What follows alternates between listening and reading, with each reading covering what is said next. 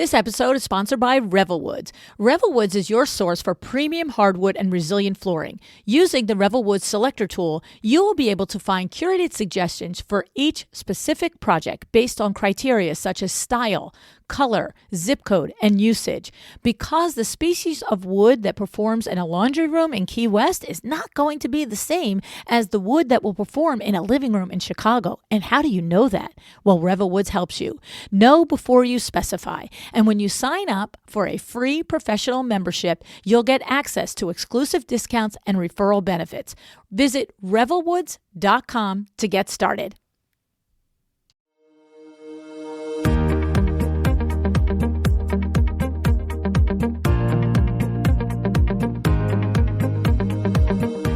Welcome to A Well-Designed Business. My name is Luann Nigara, and I'm so glad you found this podcast. Together with my husband Vince and our partner Bill, we have grown our company Window Works from the ground up. So I know and I understand the challenges you face in running your interior design business. I also know that your talent alone isn't enough to ensure your success.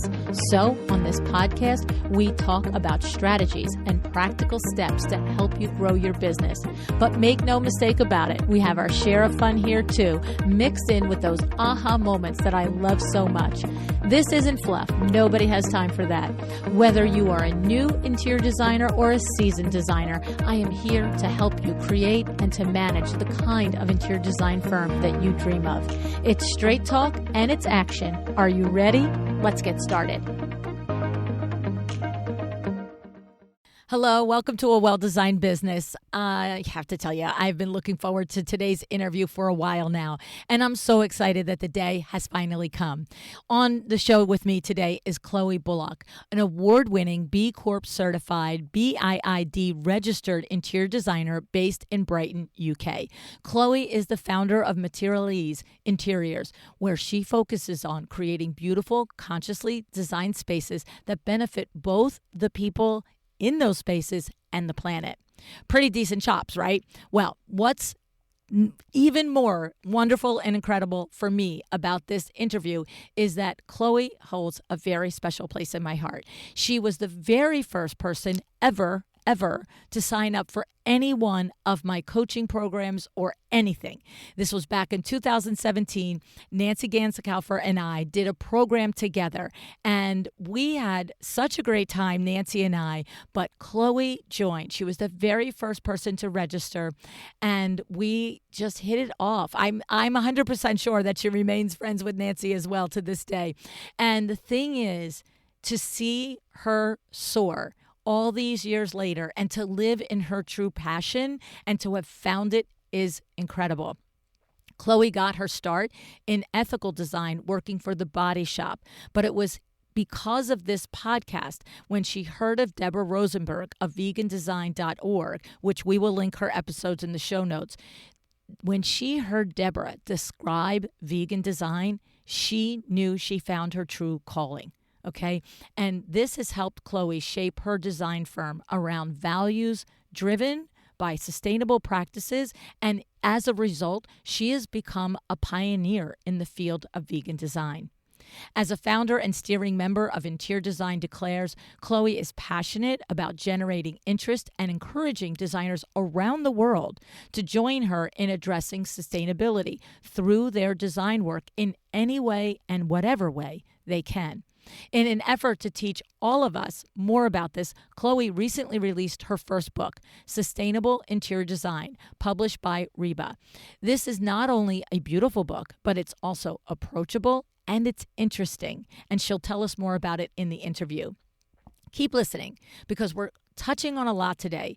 Chloe has been a loyal listener of the podcast since the very first year, and she continues to use what she learns from her colleagues that come here on the podcast, okay, from what the experts say that come on the podcast, and from the services like MyDoma, which she has been using because of the podcast, all right? So, and I also, just to that point, wait to hear how Chloe and MyDoma are collaborating. She's going to explain that to you too.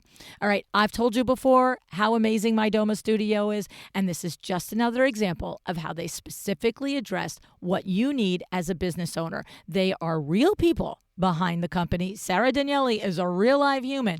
And if you have ideas and you have things that you want to do to make your business better and MyDoma can help, she's all about it. And don't forget, you can get 20% off your first 3 months by going to mydomastudio.com/a well-designed business. Okay. And that's exactly how Chloe got started. And 6 years later, she's a very happy customer still. All right. All right. Enough. I don't want to spoil the show for you. Let's go to the conversation with Chloe.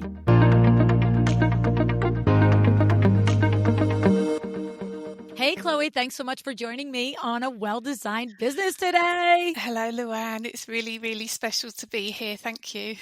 You sound so calm and normal, Chloe, and you know we're both jumping out of our skin right now. It's so exciting. Oh, it's unbelievably exciting to be here.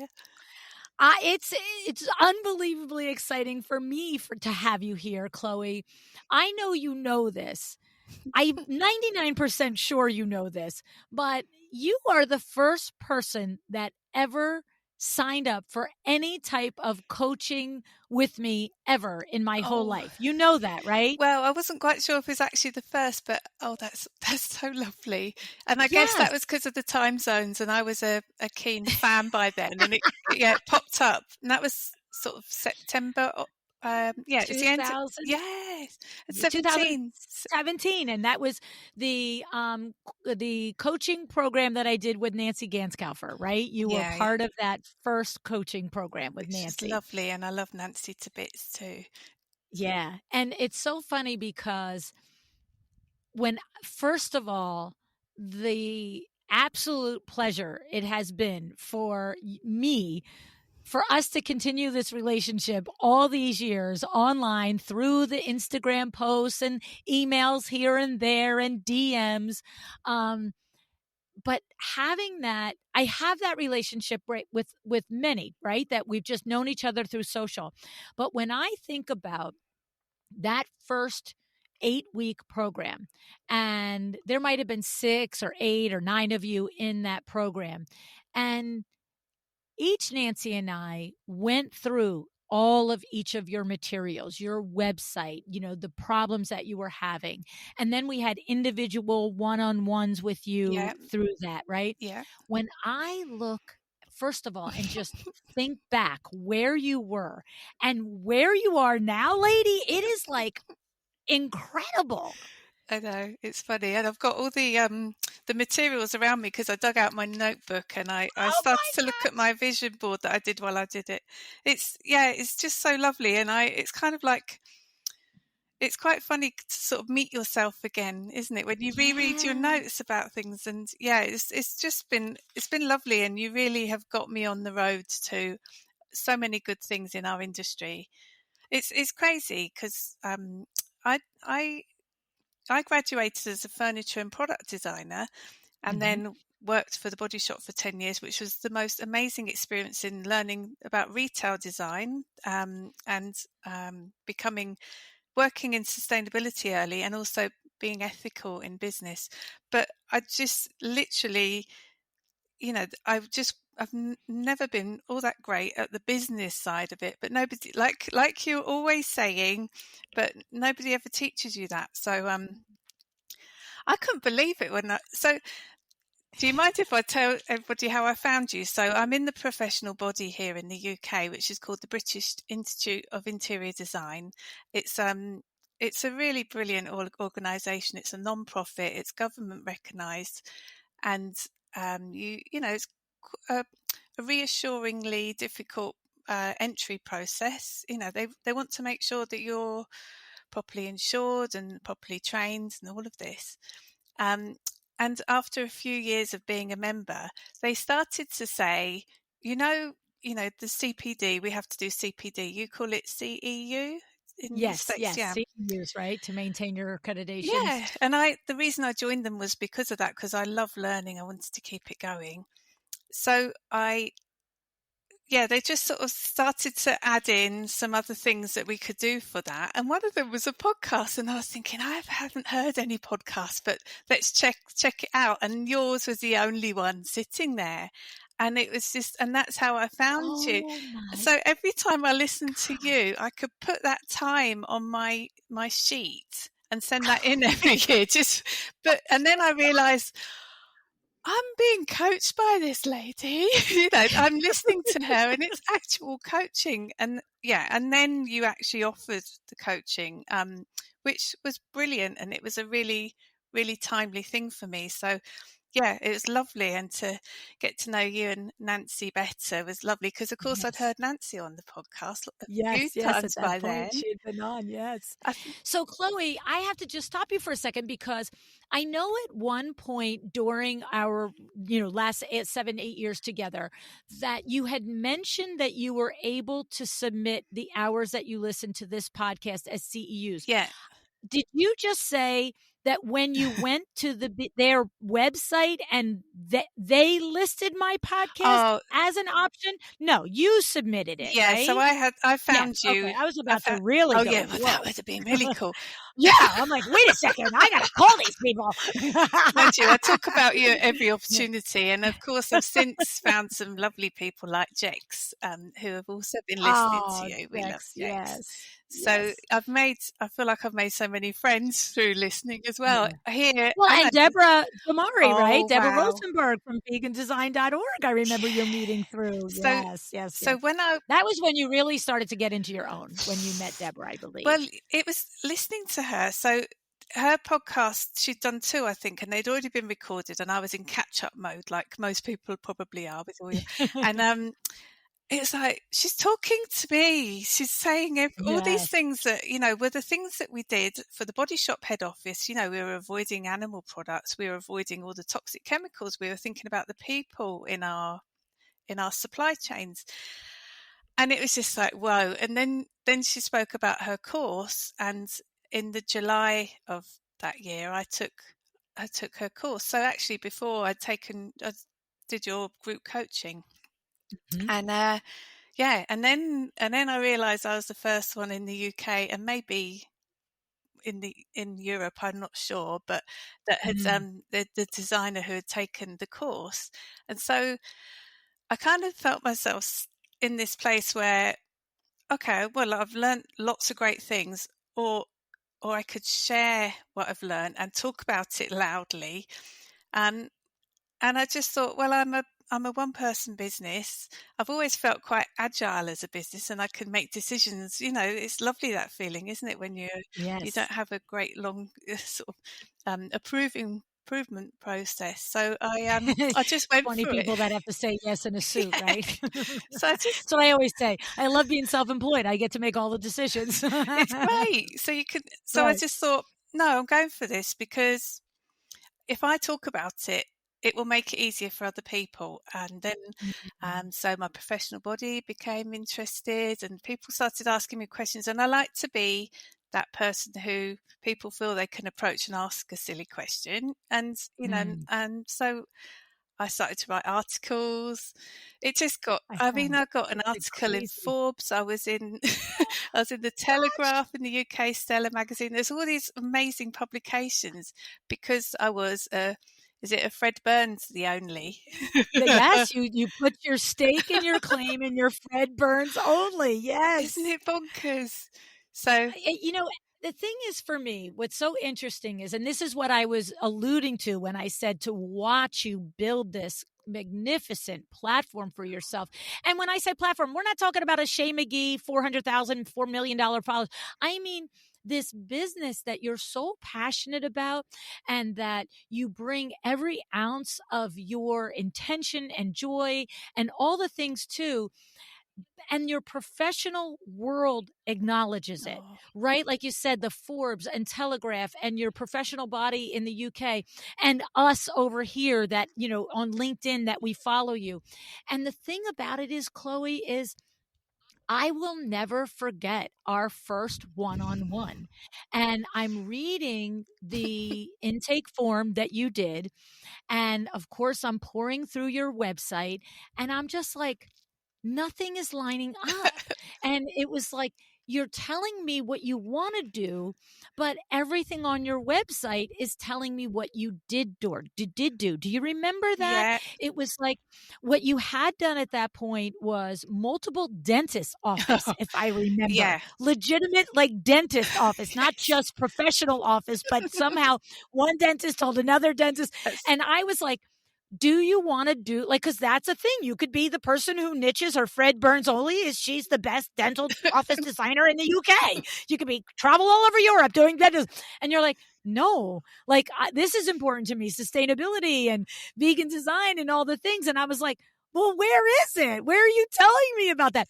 And Chloe, I'm going to tell you what, going and looking at your website today, I am not a girl who cries. I am the Tin Man, and I'm oh, almost gonna cry oh, now. Louis. Like, I'm serious, Chloe. The growth and the transformation and the speaking in your true voice Oh, is so abundantly clear now.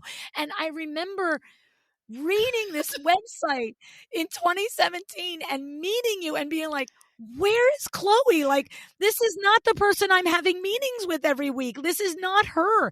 And reading it and getting ready for this interview again, I was like, every page oozes you. oh, And that is so incredible. It really is a testament to your hard work and oh. that reflection and just like we say all the time, don't be afraid to claim your niche. Right? You're Yeah. so much louder in a small space when it's the space that means something to you. It's I just am so I want to say proud of you as Oh, if like I have a hand in it, but I am but you just do. so happy for you. Oh, look, you so do have a hand in it, and this we call it a niche here. So the niche, Okay. our niche. So it feels so counterintuitive to do it, but it does Yeah. make you feel well. You're not swishing around in this general interior designer kind of space, Yes. and your voice can get heard. Yeah, for sure. Yes. And I'm somebody with quite a quiet voice, and this is a lot of this is pushing me out there, but I think if Yeah. I'm influencing other designers and helping them with their educational journey and awareness of our industry, I'm really happy. So yeah, for me, it's not a money in the bank thing. It's feeling really helpful and useful in our industry. Well, and isn't that the core of what Fred Burns has taught us, what Nancy taught us about niche is rich and, what is broke, Yeah, whatever, broad is broad broke, is right? broke. Like, right? Like all of the people that have come on the show, Nicole Heimer, identifying your brand, Rachel Bostic Johansson, what is your superpower? Like she had and Jillian like doing playrooms Oh basically yeah, for well-to-do yeah, families like that could afford $100,000 playroom because they want to pour into their children's psychological, emotional, and intellectual growth, right? Like the thing about it is the thing about a true, niche, I'll say for you, um, is that element of passion. And that's why it doesn't matter. Like, I think people have heard the various podcast episodes about sustainability and green design and vegan design. And I've had people come up to me at live events and be like, I could sort of lean into that. And I'm like, you don't sort of do that though. You don't sort of do that. You either are in it and you get it and it matters to you, or don't bother. Find the thing that you're not sort of into. I'm going to tell you what, if somebody told me you could niche into playroom design, I would have told you we're crazy. Like I would have said, okay, I don't know, you can make a living out of that. But when you do it at the level that Anne does, it's clear. And so the lesson is like what you just said. It's not about the money. It's about expanding your own industry and the designers that you work alongside of, whether that's from the UK to the US to Australia to the UK to the UK, it is something that's in you that you cannot deny. And when you follow that North Star and you lean into it and you don't worry about, I remember you said to me, I said, what are all the dentist office doing here if you don't want to do dentist office? And you're like, it's really the only things I have in my portfolio. I said, well, I do you remember me telling you, take them down. Take them down. You're like, well, what am I going to have? I'm like, I don't care, sweetie. Have blog posts about, your newfound love and passion, but take them down. Like, because this is confusing, right? Yeah, and the website was sort of way too arty. It didn't say what I did as soon as you went on Yes. there, and you said to me, what really stuck in my head was, look, if I go to a restaurant and they do all kinds of cuisines, how am I going to know that any of them are good? They're just mediocre, all kinds of cuisines. And that goes round in my head all the time. So it's Yeah. hilarious. Well, it's like this, look, Vinny loves to go to Oh, Vegas and Vinny. Atlantic City, right? Right, right. And, it's been 30 years since he said the words to me, would you like to go to the buffet? Because I'm like, no, I do not want to go to the buffet. I do not. I do not want the same cook making me spaghetti and prime rib and omelets. No.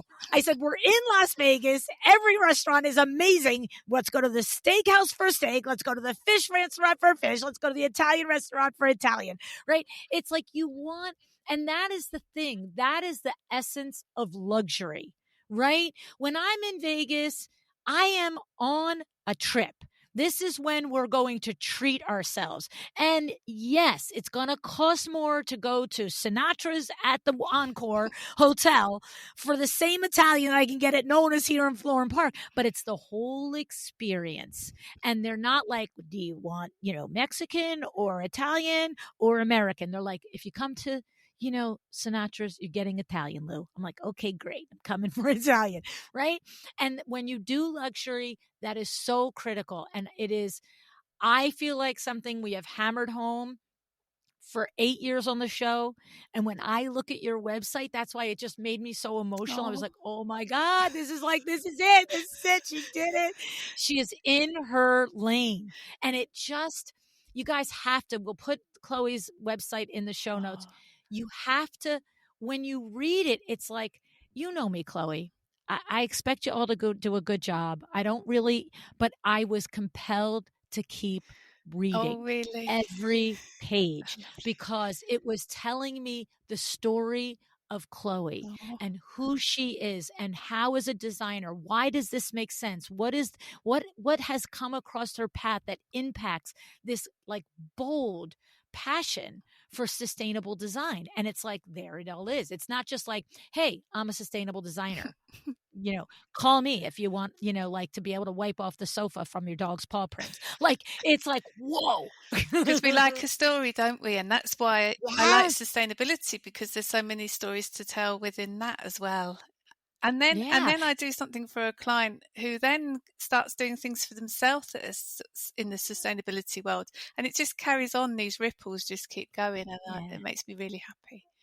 It does. And that comes through that it's not important to you just from a business aspect, that it is truly who you are. And that was the big thing in 2017. I'm like, Oh. who is this? Who is this person? This is not the person I'm meeting with every week. Where are you in this? And it's so now. And so here's the thing. You do this. You go on this journey. You learn of Deborah Rosenberg and vegandesign.org. You learn of Nancy. You learn of Fred Burns. You follow the advice of all of these amazing people that have poured into us on this podcast.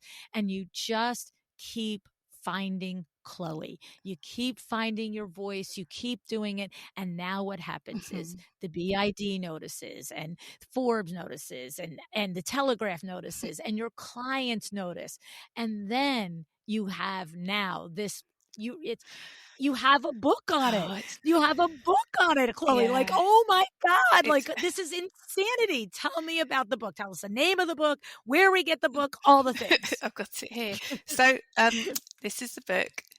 And so what happened was, so the BIID sits alongside the Royal Institute of British Architects here in the UK.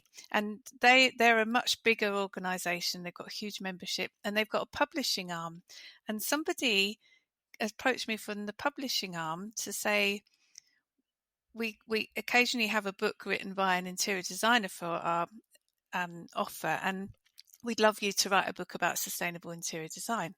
It just came out of nowhere, and it was like, wow. And they'd seen me talking, things on LinkedIn. They'd asked the professional body about, because I'm part of the, so I'm part of the sustainability committee for the BIID. So I always Okay. say, and I truly believe it, the more you get involved with these things, the more you get out of them. And so I'm on the south coast, 50 miles from London, but it kind of, it's been really nice to go up there and meet other designers, because I work on my own. And one of the two reasons I joined them was to connect with other designers and to learn more. So yeah, so I was approached to write the book. They presented an idea to me of what they wanted, and for the professional body, I'd already helped to write a free, which I can put in your show notes, Oh, good, good, good, good. sustainability guide, which actually was Mm. really based on our sort of supplier screening that we did when I was at the Body Shop head office, because everything we used there we checked out, and so that. I sort of said, this, what you're asking me is too similar to that, but what I can see that is needed in our industry is this. And they were like, oh, yeah, we like the sound of that. So the way I've constructed it, and I actually, Luann, if I think about I've said this to you before, but it's almost like every day there's something in what I do, and it's got you at the bottom of it. So like, I constructed this in a Trello board. I started using a Trello board, and years ago you were telling us about apps and software, and I think Trello was one of those. One of them. So so I started to collect all my research. So basically, I've constructed it into 11 chapters, and each of them are like a different route into sustainability, because my Mm. own has been vegan design, circular economy, but I know that there's different things that pull us into it. So Oh, interesting. and then I've kind of really enjoyed the research globally, so it's very international. There's loads of, there's some projects in there that people might already know, but I think I found some of them people are like, how did you find us? It's Oh, really good. isn't that And something? I've done it from TED Talks and following hashtags and LinkedIn and all sorts, so many Wow. ways. So that, yeah, it's been great. I've really enjoyed, because I've been in the industry for 30 years, and I haven't had children, and I haven't had a career break. So it's just been, full on. Yeah. It's just been lovely to just stop and look around and kind of find exciting things to share with everyone. Oh my goodness. I just love it. And what I love is that you did go outside of your own box. Like you, with 30-year career, with your knowledge and all the work that you do to educate yourself, you could have just probably wrote the 11 chapters, but I love that you went out into the greater world and researched TED Talks and different things to say, this is a thing. What I'm learning, what I think I'm hearing, you correct me, is this is an angle, this is a point of view, this is a valid area of sustainability, and I could talk about its importance, or I could go into the greater universe Mhm. and find an example of that in action and then research it and write about it. Is that how you mean that you constructed Yeah, it? so I've kind of, in Ah, each one, I've kind amazing. of put an introduction into each to explain, so it's really kind of breaking it down. And because I think sustainability can be quite complicated, but actually in Yes. places it's super simple. And half the time Mm. we're doing a lot of these things already. But I've just kind of, by kind of breaking it down and making it really clear. And yeah, so then going to find a space, a piece like a product, and then at least 3 examples per chapter of kind of ways of demonstrating regenerative design. There's Wow. some of these that people just get very confused about, and I'm thinking, oh, I can make this easier. I can make this easier for people. So I know that our industry is so busy. I admire our industry so much. We're doing so many different jobs, and I just thought I want to make it super easy. So yeah, that's kind of how it's ended up, and I'm so happy with That's it. awesome. That's awesome. So, what are some of the chapter topics? Like, I mean, like you said, we can probably think of a couple, but I bet our mind could be stretched too by some of the others that may not have thought of. Yeah, so there's 3 chapters that cover the circular economy. So that's reuse, circular economy, sharing economy, because we don't actually need to own everything that we put in a space. Sometimes it's sensible Mm. to rent things for the time that we need them. There's kind of, and there's a lovely company in Brooklyn that I've put in there, ZZ. Oh, Brooklyn, US? Yeah, ZZ Oh. Drinks, who they, trends are, I don't love trends because people buy things and then don't use them for the full life. But if you were to rent something that is trend led and use it for the time that you want to, and then return it for somebody else to then rent. So that's all quite a nice different way of looking at things. We don't actually have to own everything. So this company is like renting like housefuls or apartmentfuls or of furniture. Yeah. So, oh, isn't that And it's lovely how interesting, they right? source it, because some of it is sourcing vintage and some of it is just working with some really lovely craftspeople and kind of getting into the Mm. craft of our industry, which is so lovely as well.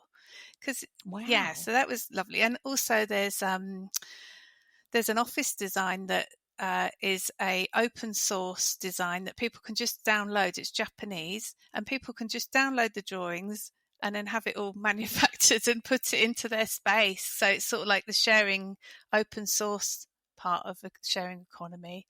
There's Interesting. yeah, there's buildings that have kind of same theory, using an open source free drawings that people use. So that was really exciting to get into. That was one of my Wow. chapters I really wanted to get in there, actually. And then Mm. regenerative design, vegan design, and then people. So animals are often forgotten about, the impact in our industry, but the people who are producing things and the effect on people of our industry. So kind of getting into that as well, and also place. So Go back to people. yeah. What do you mean? Do you mean the effect that design can have on people negatively, or do you mean positively? Like, what do you mean by that? So the examples that I've actually used in here are these are kind of, there's the fair trade, which is something that should be in our industry a bit more. And I don't know if you have it much in the US, but here it's kind of food. You get the fair trade label, so you know that somebody's been paid a living wage. Ah, got it, Um, got it, got it. but you get a bit of it in our industry. There's things like FSC timber, which is sustainable timber, so we know that it's from it's replanted, and that the biodiversity is protected because it's all kind of done in the proper way. But we also know that people are paid a proper living wage when we use certifications like that. Um, Gotcha. so Okay. so yeah, the people chapter, I found this amazing company that are doing blockchain version of fair trade. So basically, it's super transparent. It's a public blockchain where each person in the supply chain, from passing it all the way along the process, goes in and they fill out. They answer the questions. They could even make a video, and it can't be tampered with. And so you just have this truly transparent supply Wow. chain, and that's been used in a lovely project in Sri Lanka. It's a Sri Lankan project, so that was Wow. really nice to write about. Yeah, so, and then there's some lovely refugee projects as well, and talking about Goodweave, who they are a certification that really is trying to ensure there's no children in the supply chain of the rug industry, because you look at the different tiers of these supply chains, and the first tier might not have anyone, but they're outsourcing a lot of things, and they investigate and make sure that there's nothing Oh. horrible like that, because you don't, yeah, there's so Oh, this whoa. this That's this crazy. This world is nuts. I mean, it's absolutely nuts, right? So What you're saying is, I, as an interior designer that is not making it my life's mission to understand this at the level you have, I could look at a particular company and say, oh, these rugs are manufactured in or fabricated in facilities that are not using child labor. And that looks to me legit. But what you're saying is you've discovered that sometimes places that say that's what they're doing, they do have certain amount of production that's happening at that level that's getting a fair wage by grown adults, Yeah. but then they're outsourcing whatever percentage, whether it's big or small, and now they're falling into these despicable practices of child labor and things like So that. the Whoa. trouble is, a lot of these things are made from a long way away from us, and we can't check them out Yes. ourselves. And while I don't, don't use certifications for everything, there's, long distance things. I kind of want the reassurance of a certification, just so I don't want that misery. I don't want the misery in my clients' spaces. I don't want to. Yeah. So yeah, that was felt really important to write about. And Good Weave is an organization that does that research all the way down the line. Yeah, So if Good Weave, what you're saying you've learned is if Good Weave is certifying an entity, we can trust that. yeah, yeah, Wow. yeah. That's helpful, right? Because not everybody's going to make it their life's mission to do a PhD thing No, on it, right? exactly. And this is the thing. We're all so busy, aren't we? And it's just kind of Yes. like asking all the right questions. And then it's kind of, you just want to deliver and keep your clients happy. But they're kind of, Yeah. yeah, it's some of this just checking. That was quite good to get in here as well. Interesting. Yes. And then the place, written about place. So I've written about how how your surroundings can influence an interior. So whether we're looking at the sort of geographical area or the materials that are around you or the skills that are around you, and that's been really nice to write about. So there's a beautiful bar that's in Australia, and it's made of rammed earth. So it's a really beautiful sort of process of literally ramming earth to form this shape, and it's in a really contemporary, beautiful place in Byron Bay in Australia. So that was lovely to write about.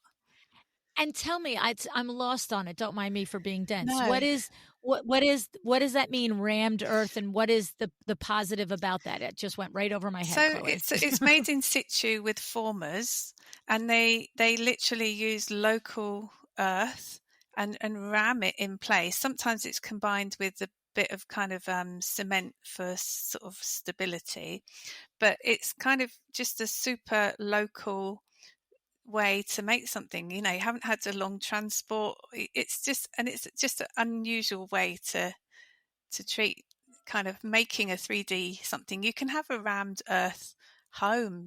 It's just there's another project in that chapter is it's called the Tekla House, and it's actually 3D printed with material that is just around in the site, and it's just beautiful. It looks so beautiful.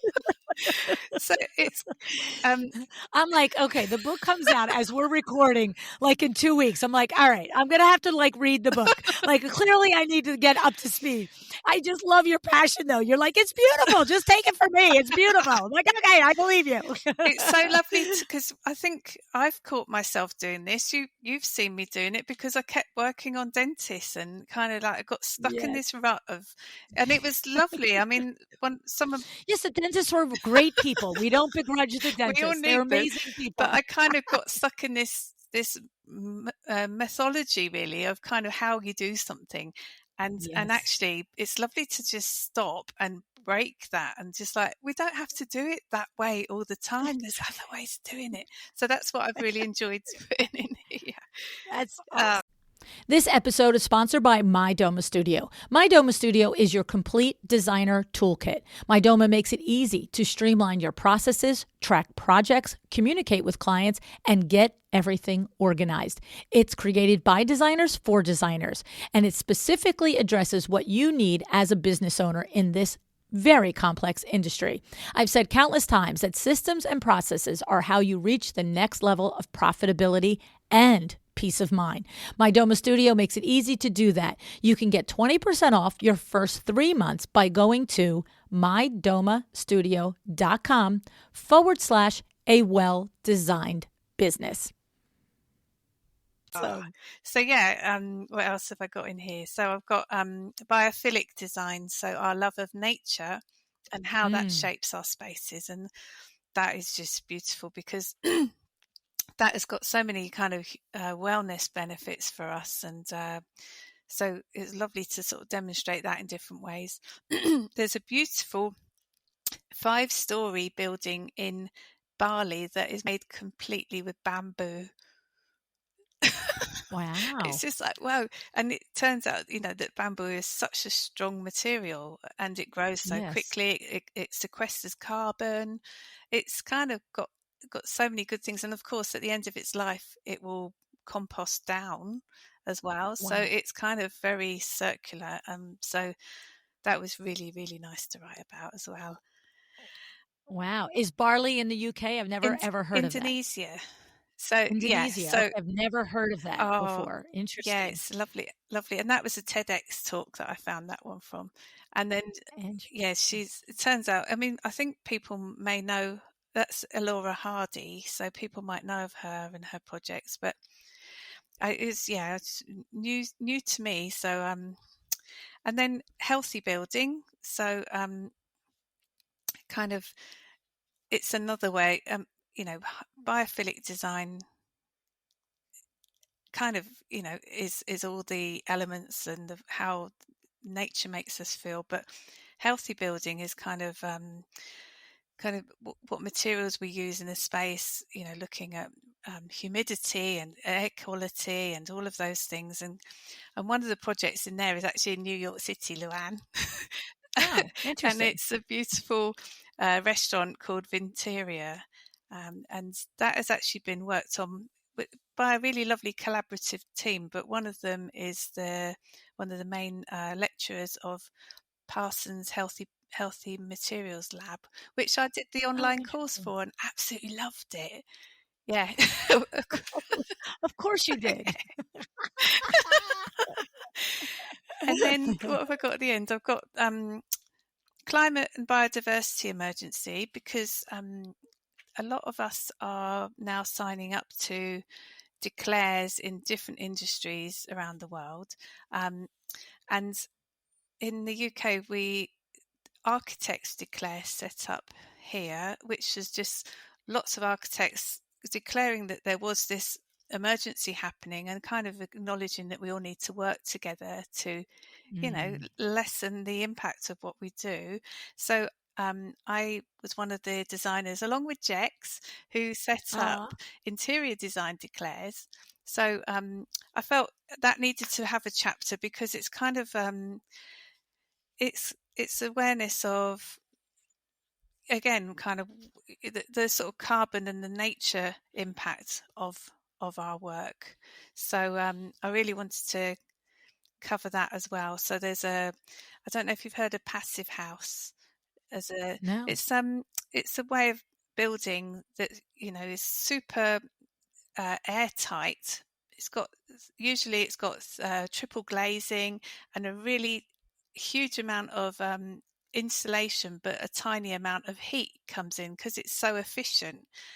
It's just a really kind of easy to live with, kind of low energy building. So there's actually a factory in Norway that has used that principle for a factory, and it's yeah, it's Wow. colourful and gorgeous, and it's actually kind of a visitors centre, and people can kind of walk around the outside of it and even camp in the grounds of it, and it's kind of making it all really accessible, and it's just lovely. Yeah, so that that was really lovely.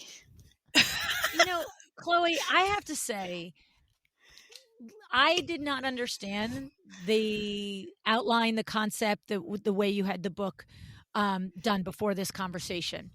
And, really, listen, look, for somebody that for anybody, not just, like for anyone that is only mildly or passively in passing interested in sustainability, right?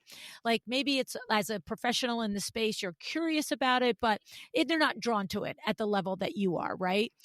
Like a book on sustainability that is like, do this, not that, do this, not that. Like that is, but to incorporate these stories, these examples, and I'm not even into the pretty, and I'm now looking forward to having the book. And I'm like, literally, Chloe, I'm literally saying to myself, oh, you're going to actually read her book, Luann. Like legit, I'm just going to be honest with you because, like, it's like, it is interesting to know that, it's no different than you would have interest in a TED Talk. I just never would have found that TED Talk. There's nothing in my world that I get up in the morning and I'm like, what do I need to know about sustainability? Like, I don't have that. And so, but to have it all in one spot, the 11 different ways that as designers and humans that we can impact the world this way, and that to see the people who are leading this and already doing it is really a very incredibly intelligent and intuitive way to take care of a book that could potentially have been, yeah, thanks so much for writing that, Chloe. It's above my head, right? Yeah, I mean, like you've drawn us in. It's amazing. It has to be exciting and it has to be inspirational. I couldn't devote all that time to this and not do it as well as I possibly could. And it's got to excite people. Yeah. Well, and what I hear is it excited you to do this research to find, like when you were like, Luann, it's rammed earth. It's beautiful. Okay. And I have to say, I don't think I took it as, and it might be aesthetically beautiful, but what I heard in you is the process is beautiful. Well, the result of it is beautiful. That's what I heard is your admiration of it, right? Yeah. The thing of it is, yeah. So, but that's really, really cool. That's I'm even more impressed than I was an hour ago. I have to say, Chloe. That's so lovely. Yeah, it's just been a lovely process. And I mean, there's even tiles in here that are made of site waste from a building site. They literally take the site waste from the building site, turn it into tiles, and it goes back in the building that's built on that site again. It's just bonkers. I've absolutely loved doing this. So that's exciting. And I was really lucky that I got to work with a really brilliant illustrator who's just been absolutely amazing, called Eleanor Branch, and she's illustrated each of the chapters for me, and they're all on the letters on the cover, because there's 11 letters in sustainable and there's 11 chapters, so that worked out really nicely.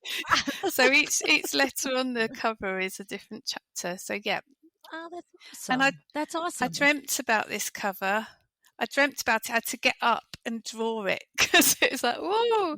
So it's another one of those funny what do you call them when those funny things happen? The synchronicities, yes, right? Yeah. Yes, it's the synchronicities. I would say this happened here, this happened here, this happened, and bang, they all went together, right? Oh my goodness. Yeah, it's been great. Shame I have to go and earn a living, because I really quite enjoyed writing a book. Hey, you got to go back to designing your authorship little season here. But you know what? Do you see? That's an interesting question. You had such a beautiful, fun time doing this process. I don't imagine you're done with designing, but is there more books come? Like in your mind, if somebody said, hey, if this publisher said, what's next book?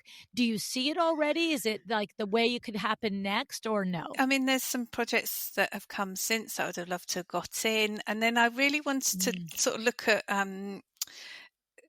the building in a community and kind of and do a chapter on that, but it just did come through in time. But during the time I've worked on this, I've become a B Corp, and I've also become Living Future accredited, and that has been, I mean, really. Wait, go back again. You did not say you became a beat cop, did you? B Corp, yeah. What the heck? B Corporation. Oh, a B Corp. Yeah. Okay.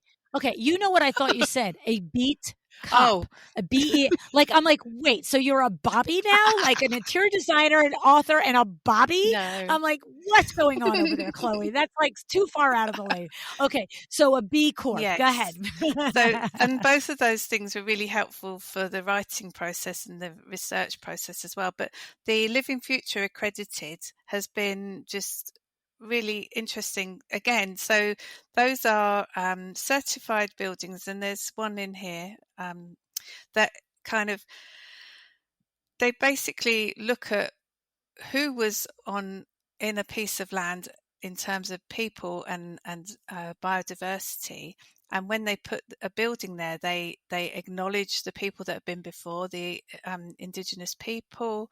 They put back more nature than there was when it before. They bring back native species and things like that. Wow. And then their buildings are very self-sustaining. So the one here is actually a shopping centre, which and it's got like an urban farm on the roof, and it's just beautiful. Again, it's just beautiful, but Yeah. and it's kind of using all of its water. It's kind of getting all of its solar. It's just doing all Yes. of that and being a shopping centre that isn't using toxic chemicals in each of the units. So there's a big list called the Red List that they are required to avoid. And so when it even came to the nail bar that's in there, all those chemicals that we're putting on our nails, then they weren't allowed to come into this building. So to find another way of, another product that didn't have all of those red listings Oh, in. like you mean like manicure, pedicure Yeah, salons? Like you couldn't just have one in this mall no. unless you adjusted the actual materials and products that you are putting on the clients. And what's Whoa, that's interesting, amazing. yeah, it is, and the retailer went with it. So they found the answer. It's now kind of with a lot of these units that have been into this shopping centre, the learnings that they've made on this one project, which is in Melbourne, they've now brought into all of their stores in other places, and it's having that ripple effect again. So, yeah, Wow. it's really interesting. Well, because you know what I just heard in there? Legit.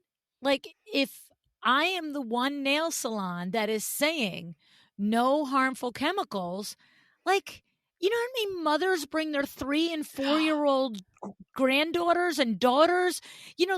Like, would I ever, like, I would probably drive 45 minutes out of my way to take Lucy and Bella Oh, to a nail salon that didn't have chemicals, even if I might, in a hurry, subject myself to yeah. it, right? Like, and then what happens is you now are creating that awareness that you don't have to have a manicure pedicure with chemicals. Like it's just the possibility that it can happen. And then to your point, the ripple effect of it. Yeah, That's incredible. Like you could see a closed minded business person being like, that's ridiculous. We'll never be able to make our cost to be open number if our nail salon has to give up X amount of product. But the creative person and the visionary sees that, you know something, if even if we're the only one in all of Melbourne, all of the people that this matters to are going to drive to us, right? exactly. So they've done that niching thing Whoa. again. Yes, yes, it's so true. It's so true. I almost feel like there could be a whole book about that building, Chloe. Like, we don't want to let the cat out of the bag for somebody to do it ahead of you. But like each chapter could be the journey of each of the retailers and how they had to how they had to overcome challenges. And then, like in the case of that nail salon, that they're rolling it out in all of their other Yeah, locations. yeah. Like that's pretty cool. And the lovely thing about these living buildings is that they really do encourage the education piece at the end of the project. So they do like tours, and they do brochures that they share with Mm. people because they want other people to do what they're doing. Yeah. It's a lovely thing to see, because for so long we've been kind of, it's all been industry secrets, and we don't share Yeah. things that we learn. So it's lovely to see the opposite of that. But there's also Living Project Product Challenge, which applies all the same principles to products. So there's a beautiful chair made by Human Scale that I've written about in there as well, and they're from New Jersey, Luann. Really? Yeah. Something out of the dirty Jersey other than tomatoes and blueberries and cranberries and, smog? I don't know. Like, so what is that? Yeah. So it's a really beautiful chair, which is actually in my healthy building section, but it could have gone in most of the chapters. Actually, it's really a very conscious chair, but they've also addressed all of their manufacturing. The guy that runs the company is called Bob King, and there's a piece which I've quoted him, where he's sort of saying you have to do the hard thing. You have to sort of address the hard thing, because it's going to have a ripple effect, but it's also going to have a really good product at the end of it. So that was, lovely. And what is the qualities of a human chair? What is the things that, make it a sustainable product? It's super repairable. The parts are available. You know what it's like when things break, and it's so frustrating. Yes. There's so much planned obsolescence around, not just in our industry. Yes. They've used like C plastic. They've reduced the amount of parts. It's kind of as light as possible on materials. They've just done it all very consciously, and it's one of those chairs that you sit in and it adjusts itself to you. You don't have to do all this messing about, So, interesting. yeah, it's beautiful again. So, yeah, lovely. Well, and what's interesting, because you're right. So many companies across the world, they do build in the obsolescence, to your point, the end of their product. I mean, just this weekend in real time, we had two examples of it. I have a Fitbit watch. Yeah. And I have the watch for two reasons. I don't want all the bells and whistles. I don't want it to talk to me. I don't want it to read my messages. I want to know what time is it, and I want to know how many steps I took. That's all I want to know from this watch. Okay. Yeah. And I also need a watch because I can't see well. And if I wake up in the middle of the night, I cannot see an alarm clock on the nightstand. So I need to have it where I can hit it, it lights up, and I can see the time. So I know if it's 3:00 and I've got 4 hours left, or if it's 6:00 and dang it, I only have an hour left, right?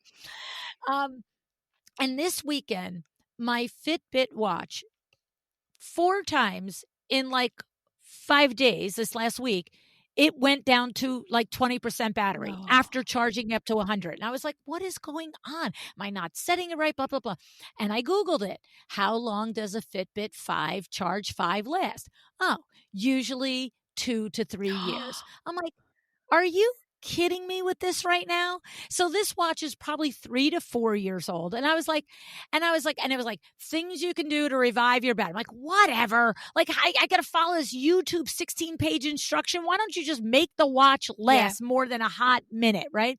And then the other thing that was so funny that happened this weekend, Minnie and I bought the house that we're in, the shore house that we're in. We bought it 3 years ago. It was, I think, 18 months or 2 years old when we bought it. So the house at most is 5, maybe 6 years old. Right. Okay. Brand new build from scratch, came furnished, was, built to be rented, and all the things out, designed beautifully by some designer, whoever they were. And of course, it has a higher level refrigerator in it. Doesn't have your $600, you got it off the Home Depot floor refrigerator. It's got a beautiful refrigerator. It's got all beautiful appliances, right? Well, the last 2 times we've gone to the beach house, the freezer isn't cold. And of course, there's no food in it because I don't cook until the summer comes when the kids come. And then I just stock the refrigerator and they cook. Like, I'm not cooking, right? But like, what happens is every week I'm bringing back and forth my cottage cheese and my yogurt. So I'm putting my ice packs in the freezer so I can take them home. That's the only reason I know the freezer isn't working. We don't use the damn thing, right? Yeah. And I'm like, the ice packs aren't cold again. So he calls. And the person says, oh, yeah, it's probably the compressor. He's like, this refrigerator can't be 6 years old. Oh, they usually last XYZ. So we're aggravated at this. Okay. But here was the irony of it. We have to unplug the whole thing, the whole refrigerator or freezer, because the compressor overpowering, he reads on YouTube, could start a house fire. Oh. And we're going to be out of the house now for 8 days. Yeah. And so he's like, what you do have in the refrigerator has got to go downstairs to the downstairs refrigerator. So here we are moving the 10 items that's there. And he makes the observation, like, you know what's so funny is when we bought this house, this had this refrigerator in the basement, but it's clear that this is probably a 15-year-old refrigerator that wasn't probably more than $600 at Home Depot. But yet, we're moving everything from the expensive refrigerator upstairs to this workhorse that was built to last. You know what I'm saying? Like, it's just a joke. It's an absolute joke, right? And it's like, to your point, people don't build things to last anymore. It's obnoxious, actually. And they don't make it easy to repair, and they don't make the parts available. And it's criminal, really. And I know that there's a right to repair, which is a big thing over here. Well, especially in the EU, and they're trying to ensure that parts are available for so long, so that we have half a chance of keeping these things going, because it's just, that's what we've got to do, is kind of, I really want to make sure that my clients love what I'm delivering to them, so I really try and work on that brief and make sure, and then I want them to keep them for as long as the lifespan is, and if not, I want them to be able to sell it on. If you buy better, usually it's easy to sell things on again. So it's. And that goes for workmanship, like artisan stuff you said. But it's the opposite sometimes with Fitbits and refrigerators and stuff like that. It's like the opposite. I'm like, computers. Well, how long should my Apple and Mac Air last? 2 to 4 years. Are you kidding me? Like 2 to 4 years, and you just dump it into the landfill? But it is, I think, with people like you, Chloe, talking about it, writing about it, designing around it, bringing it to the attention of, like, I'll call the garden variety humans like me that are not passionately leading the charge, but we're actively annoyed on the sidelines.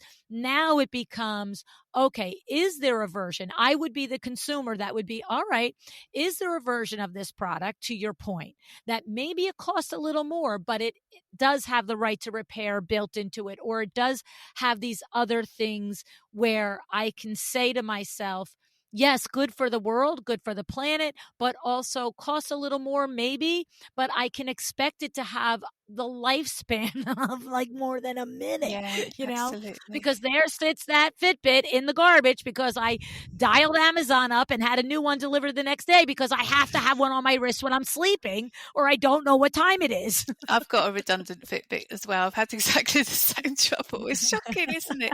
But and then these things, we need to be able to easily take them apart at the end of their life. If we've got the full life out of them, we need things that aren't, super glued together. We need to be able to break up the materials so they can be recycled. It's quite, but it's really frustrating. That's interesting. One last thing I want to touch on before I let you go. At one point during the conversation, you said, I can't think of how you phrased it, but misery. You said misery. And it reminded me of Deborah Rosenberg from vegandesign.org. And when we were talking about like the rugs that might be produced with child labor or whatever, and you just said, I don't want that misery in my client's home.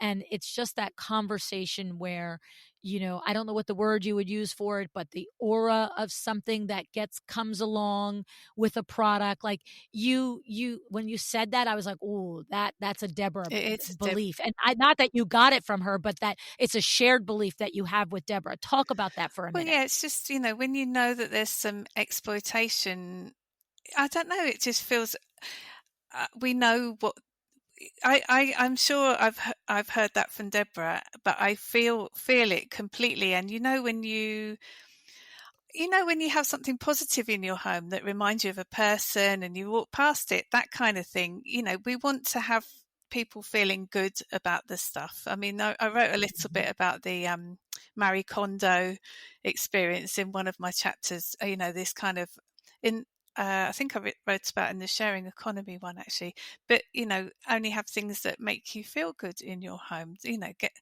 so it's kind of it's speaking to that, really. But I'm sure the bit that frustrates me about our industry is you pay a lot of money for something, and you then therefore expect, or you assume, that everybody's been paid well, everyone's been treated well.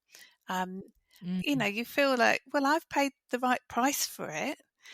Yes. But when you find out, sometimes, not always, but sometimes a lot of that is just a profit, and then the people have been paid less than living wage, or, working in really unsafe working conditions, or, and then you hear about all the animal product misery stories, which, are grim.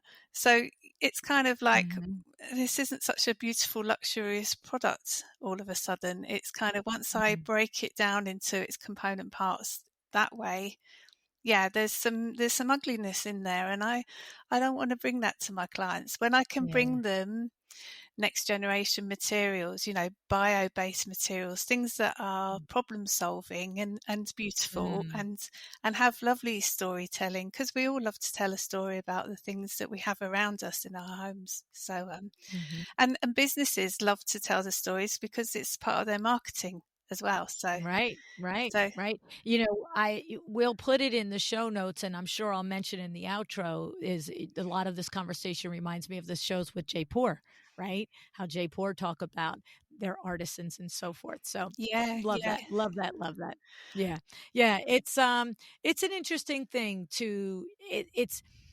I remember between you talking about it and Deborah talking about it. It's like just like when, you had the aha moment when I said, well, if I go into a restaurant and they serve everything, do they do anything good? Listen, don't write me an email. I'm sure there's some buffets that everything is delicious. Okay. But it's just the broad concept of it. Right. But the idea is that I remember hearing that point of view and thinking, when you use the example like you just did, when I walk by this piece in my home, it makes me feel good. So, how do I argue with, like, how do I say that inanimate object actually creates a physical biochemical reaction in my body, but there isn't one created by a negative one? And the only stretch that people like yourself and Deborah make is that even though we don't know went into the background of it, that juju is there. You know what I mean? And that is a belief that it's in there. And as you uncover more conversations about biophilic design and how your chemicals and your physical cells are actually impacted positively by things that go in, it sort of is almost like, what's your defense, what's your argument for saying that the negative isn't there, right? Like, and so it's kind of like, I remember 100 years ago, like, I think it's more accepted now that we're probably not the only universe on the planet, and that is probably life in other universes, right? Like, but I can remember being a kid, and when people are like, well, there can't be life on other planets, we would know about it. I'm like, really? Yeah. Like really? Yeah. Like, how, like, what? Like, how is that even Yeah. logical? Like, how is that even logical that the universe that's been discovered, the multiple sizes and many universes, but we're the only ones, we're the only planet with somebody on it. And so from a very young age, I'm like, no, no, no. There's other peoples out there, whatever they're called. And I trust in things that just have like an innate logic to it. Yeah. And I feel like that what you talk about in that regard is sort of like a non-debatable innate logic. Whether we ascribe to it consciously or not, I think is the argument that you make. Is you as a designer, you're going to do what you can not to put that, to your word, misery in someone's home. And I think that's really commendable, you know. There's so many positive things to do instead. So why would I even Yes, think, like, it's just not even worth spending the time on. So the yeah, options are because there. I've Yeah, put, yeah. there's just so many examples, but yeah, I feel a bit like a wound up spring after writing the book. I feel like I've learned so much that I just want to go out there and help my industry, help my clients. I feel I want to help other designers to work in the same way that I do, and work on their Mhm. B Corp journey, and work on their sustainability policies and things like that. I feel like I can be quite useful to people in other ways other Yeah. than just my clients now. So Yeah. that's been quite interesting. Oh my goodness. I love it. I love it. I mean, high five, hats off, standing ovation, all the things, my friend. The growth Oh, is incredible. The power, the passion, the confidence, all the things is just been so enjoyable to watch you on this transformative journey. It really, really has. And to culminate it in a book is just like, whoa. And you're not done. This is not the end. You're going to do other things, whether, like you said, it's just being a voice in the industry, just impacting your clients' lives, teaching your colleagues. And I cannot wait. By the time this show airs, the book will be available for purchase. So do we go to Amazon to get it? Like, do I have those links yet? How do we do that? yeah. Amazon are going to be one of the places in the States to sell it. Yeah, for sure. Great. If I find out about others, I'll let you know. But Yeah. yeah, it's going to be for sale everywhere because it is written about everywhere nearly. so Yes. Yes. so I know. It's so exciting. It's so it's exciting. really exciting. Yeah. Oh, Oh my goodness. Well, congratulations, Chloe. I'm just like, we're not done. We have a whole lifetime to be together, and I'm going to continue watching all the amazing things you do. But I really, really appreciate your coming and sharing all of this with us today. Luann, I cannot begin to tell you how many things you've helped me with without even realizing. I mean, I started to write a list and it's just ridiculous. You know, everything I'm using, my Doma, working with my Doma to put carbon values against the products in my Doma. Did you know that that was happening? And so now, No, I did yeah, so not. I asked them if they do it and they did it. They're so brilliant. So now when we put Oh, yeah. in a monetary value, we can also put in a carbon value and then tot up the carbon footprint of a project. I needed it to Wow. happen for me, and now they've done it for everybody. And it's so, yeah, there's just everywhere I turn, there's a Luann thing that you helped me with, and I can't believe how. I mean, your books, it's just everything. It's just brilliant, and I still can't keep up with the podcast episodes. I'm listening all the time, and it's just I don't know how you find the energy, and it's so helpful for us all because it is like having coaching. I've met the most wonderful people. It's just you have literally changed my life. So I'm so Oh. grateful. Oh, that's so Thank sweet. you, Luann. I mean, it's been all of us together, right? It's all of us together. You have to, the experts and the different companies, Mydoma and all the others, have to show up and they have to be that full partner that we're looking for. And then you listening, Chloe, there's thousands of designers that listen that they write a note in a book and they don't take the action. Like they just like, that would be a great idea. That's another great idea. I should do that. You do it. And that is, and what you've created over these last 8 years is the evidence of trusting the experts that we brought on the show, their opinions, their processes, and then executing. And what I know to be true is that nobody has to execute it step by step verbatim the way anybody says it on the show. You can take what somebody says, tweak it to make it your own, to make it feel like you, do like you, work like you. And even the example of, finding my Doma through the show and then saying, this is great, but I love this. Like that's the thing that's amazing about you and others that I actually know from firsthand experience, Oh, have changed their business because you've done the work. That's the truth oh, of it. thank you, Yeah, and you're approaching your 1000th show, which is amazing. I I don't know. know where I this know. one falls in it, but it's so exciting to watch this. I can't believe it. I can remember you coming up to your I know. 300th. It's incredible. It's incredible, and I've loved Do you know watching it. what's interesting? I can remember doing a podcast episode for the 25th episode. And I remember making a big deal personally of the 25th episode because there is a podcast stat in the podcast industry, and I'll never remember the percentage, but it's a ridiculously high percentage, like 80+% of all podcasts launch never hit their 25th episode. Wow. And I remember I was like, this is 25. And the additional stat was something to the effect of of the ones in the small percentage that make it to 25, then a lesser percentage of them will make it to 50, and even a lesser percentage will make it to 100. But the ones that make it to 100, the biggest percentage of them will continue. And I remember marking 25, marking 50, marking 100. And I'm like, okay, game on. We're still going. Like, and now it's going to be, now you're going to air about a month before the 1,000th episode. And it is kind of a crazy, daunting number. And a teaser alert, Jude Charles interviews me for that I episode. wondered. And yes, and he actually, because we just did part of the interview, of course, Jude and I were going to do it 19 times and get it as, so we could both say this is the right one. But he said to me, Lou, this means that you have for more than 500 weeks in a row shown up and done this. And I like had to sit back at that number.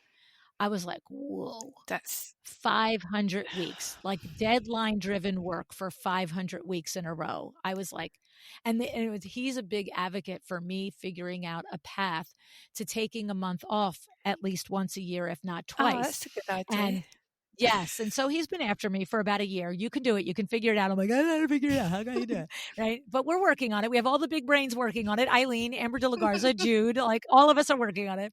And not impact you guys. Right. And so when he said that, I was like, no wonder you are an advocate of me taking a break. I'm like, that's insane. So, but it is the feedback that keeps me going, Chloe. It is the little touches that, you might touch me 3 times in a year. It's not like it's your job to give me a high five on something, but you do it 3 times a year, then somebody else does it 3 times a year, and somebody else does it 3 times. And somehow, some way, every single week, I get the feedback that keep doing this. And so I keep getting up and doing it. And you're finding, you're showing how diverse our industry is, and you're showing how interesting it is, because you're not just, everybody has got another angle. It's just, and you're so interested in us all, and it's just so lovely. So thank you. Well, it's a crazy business model that you guys have. It's just every time I think I have my brain wrapped around, I'm like, wait, what? So it's been infinitely interesting for me. And I keep saying, as long as I'm interested, we'll keep going. As soon as I'm bored, you'll all know it. It's very interesting. So, yeah, no, it's awesome. But I just appreciate you, Chloe, so much, from being avid and vocal from the beginning. And, in that first session of coaching back in 2017, being vulnerable. I remember saying, I have to tell you the truth, right? Like, you're okay, right? And you're like, yep, lay it on me. And I'm like, okay, here we go. But it takes a lot of courage to have someone, to know that someone is by your side for your best interest, but to still hear the hard things, Yeah, there was, it was for my benefit, and I really appreciated it. And if anyone has to tell me, it had to be you. So it was really helpful. So I'm so happy that you like my website now. Oh my gosh, it's amazing. It's so amazing. So, oh my goodness, my friend. Thank you for being with me today. I appreciate you. It's such a pleasure. And love to Vinny, please. Yes. Bye-bye, Lou. Thank you.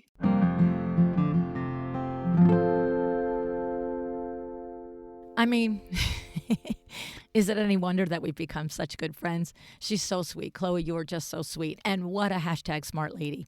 I have to tell you, her book is incredible and beautiful, right? You must get a copy of it. I mean, you know me, I'm not interested in the pretty and all the things, but there are times when someone like Chloe really does combine, all of the things about design that make it interesting, not just the pretty, but the actionable stuff too, right?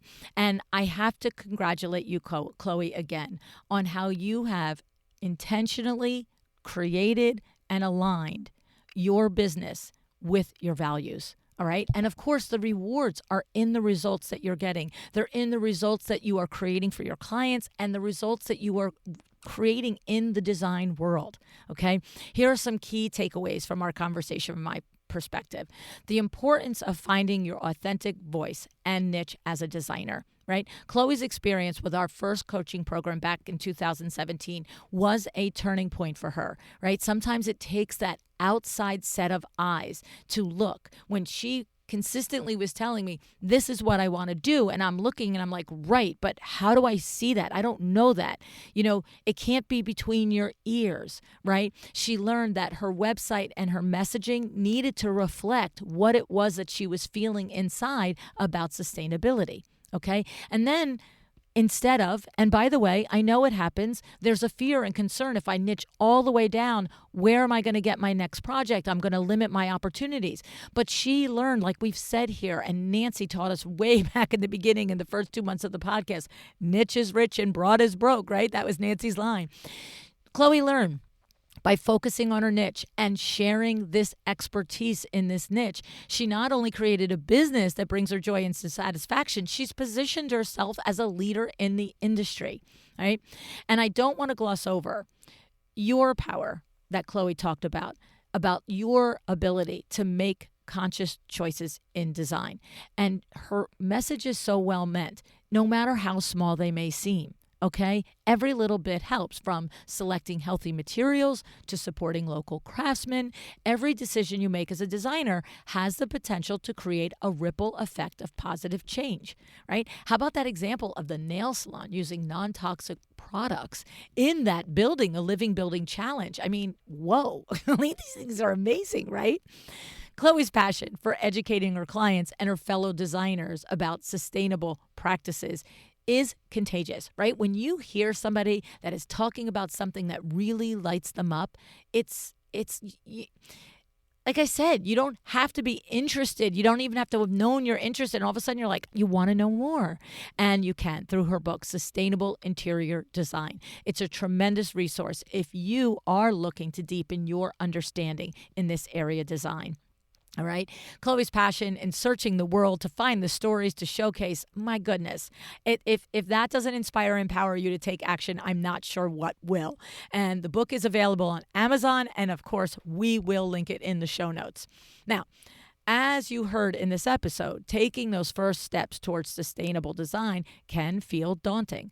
But Chloe reminds us it's okay to start small and start imperfectly. What matters is that we begin the journey and commit to continually learning and improving. By joining initiatives like the Interior Design Declares and collaborating with like-minded professionals, you can be a part of amplifying the impact and create a more sustainable future for the industry as a whole. Right? And I love how my Doma Studio is pitching in, okay?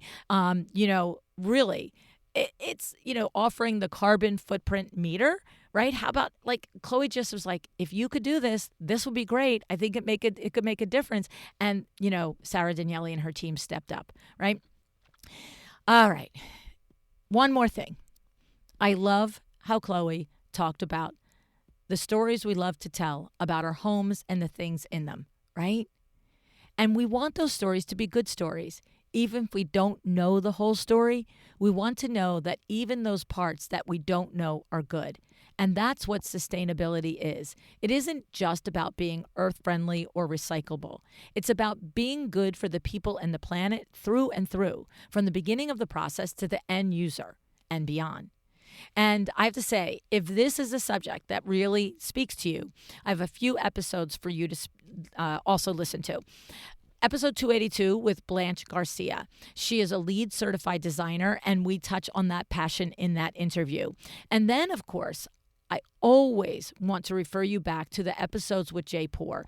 We had episode 526 with Asha, the CEO, and then 757 with her brother Nitesh on the show.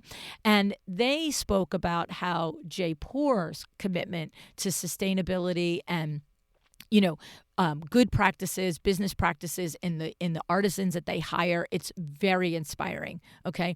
And then more recently, I interviewed Mona Nam in episode 965, where she discussed equitable design for people and the planet. These are all episodes that complement this one nicely. All right. So all the links will be in the show notes.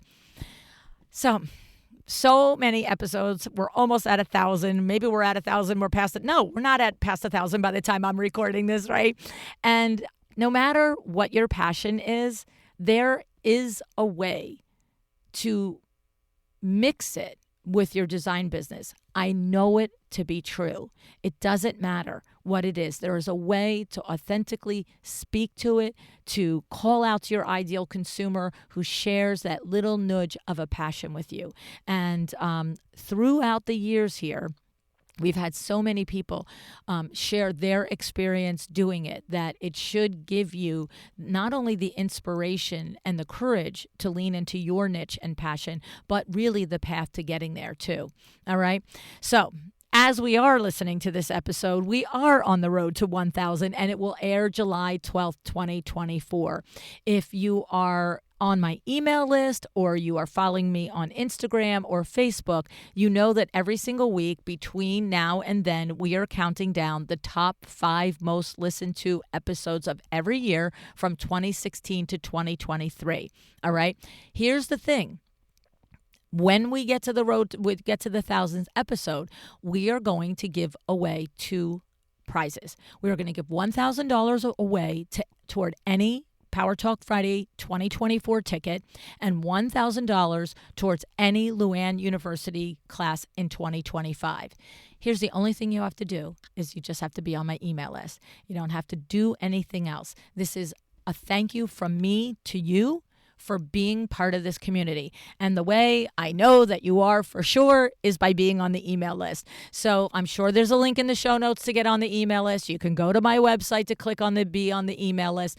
But definitely what we're going to do is we're just going to put everybody's name on the email list into a robo raffle, and then live on Instagram, we are going to announce the 2 winners. So follow your emails to find out the day and time for that. All right, Chloe, thank you so much for joining me today. Thank you for encouraging us each to reflect on how we can align our values and our business. And I hope that this conversation has inspired you to do the same, to reflect on how you can align your personal values with your business practices. Okay? Thank you for being here. Thank you, Chloe. Sending you big, huge hugs over there in England. One day we're going to hug in real life, my friend. Decide to be excellent.